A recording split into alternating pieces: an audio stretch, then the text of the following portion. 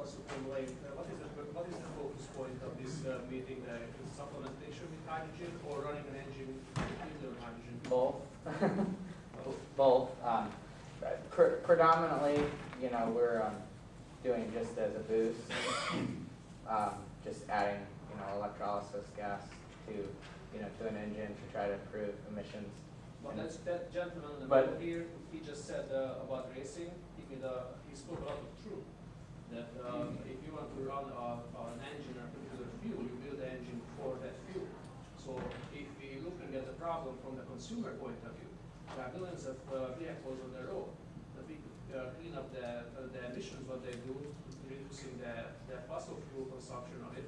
Right now, the only way I see that is, tell me if I'm wrong, but by supplementation without doing lot of modification to the engine.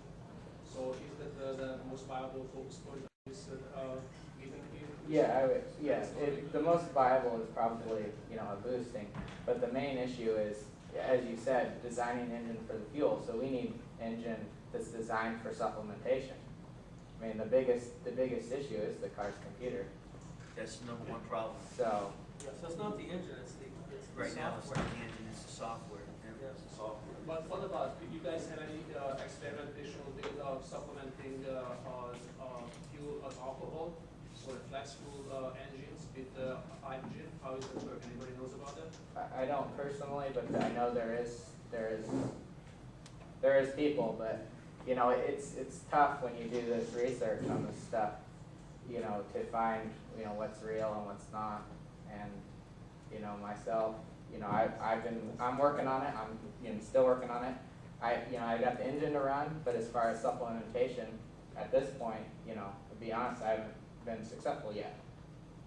Doesn't mean that I won't be. I still believe in it, but it requires a lot of work. Now, other people have claims of being successful. So. The fact is that the reason why this technology has been suppressed is because if you get everybody to be on-board hydrogen production under their hood, eventually there are going to be people who will have success in eliminating the fossil fuel altogether. And that's why this kind of supplementation has been totally suppressed. I mean, recently there was a Dateline NBC program where they didn't mention any of this evidence. The thing they should have been saying is, hey, look, there's a way for America to clean up its smog problem. We can reduce the very thing Obama just said he wants to implement. He said he wants to get higher miles per gallon and reduce emissions. And how many of us thought, as soon as we heard that on the news, well, we've already got it. All we need to do is change the software on the vehicles so that they'll accept hydrogen boosters, and it's done. The miles per gallon goes way up, the emissions go down, you don't have to do anything different. They would find stuff wrong with this stuff. I'm still plugged into the wall, And in his very next breath, he cut the government funding for hydrogen fuel cell research. Yeah, but this isn't fuel cell. I understand. That's an interesting thing. This is not hydrogen fuel cell. Yeah, This is the real question is why isn't a discussion like this going on every day in Detroit? Oh, I can answer that for you. I can answer that. That's a very rhetorical question. Why do you think they're going bankrupt? very simple answer. You They're just too busy open going up out your like wallet this to the and bank to the start government. counting dollar bills. There's way too much money still left in the How ground. many more Oil times profits. how many more times can they get $19 billion? Yeah. Well, think about And it. send it down to Brazil to improve their infrastructure in Brazil. Don't you just love that? Yeah. Your tax money improving General Motors facilities in Brazil. But the Don't first, you just love it? the first patent for hydrogen supplementation was in 1918 in Columbus, Ohio. Columbus, Ohio was only a couple hours from Detroit. Okay, so you can't imagine that in 1918 Charles Fraser did not approach Detroit with his patents. And so 91 years have passed, and here we are still fighting to, implement this technology on cars throughout the country. And get approval. Yeah. Energy and energy usage is the number one tool that the government and people who hold 90% of our wealth use to control the general public, because we're all slaves of energy. We have to pay for it. There's meters put on it, and that's a way. It's taxed, so that's a way that people are able to control the public, to control policy, to control what goes on in the government, and to keep society enslaved, to keep us in check and to keep us from getting, becoming too free, becoming too, too independent, there's the word I'm looking for. This is a way to keep people under control, to keep their thumb on the tops of our heads. That's what this is all about. That's why you're not How do we seeing, change, how do we put it out there? you're looking at it. Beginning, right? You're looking at it. YouTube videos, websites, conferences, getting out there, putting boosters on your cars and putting stickers on your windows that say this car is boosted with water.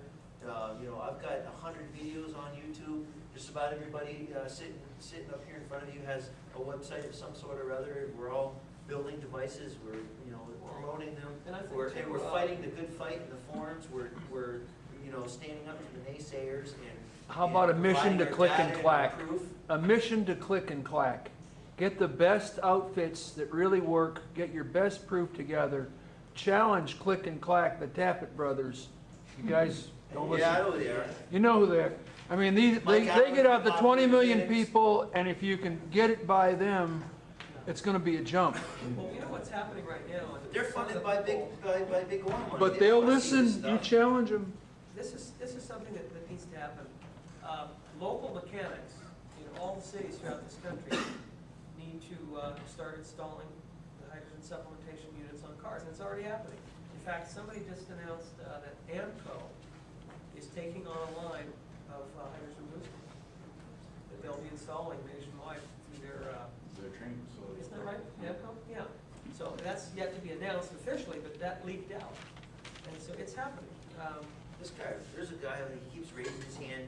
I He has could, a question. want to ask you, you Who? talk about an engine made for hydrogen. Yeah, Either one of you, two on the far end there. There was a motor, I just happen to remember, a guy named Russell Bork. oh, yeah. Russell Bork came up with a two-cylinder.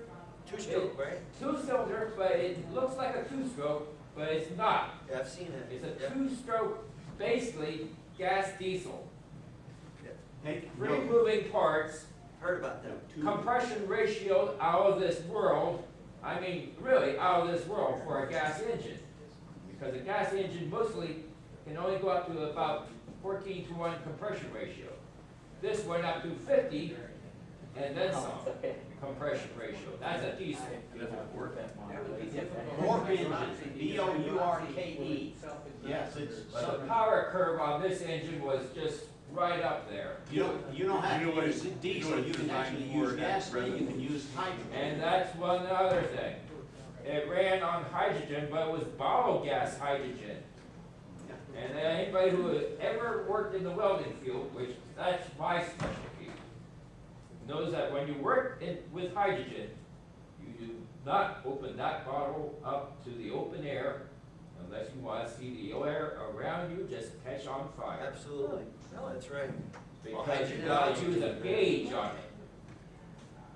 That's true. But there's another gas that you could use, and that's magna gas. Magna gas.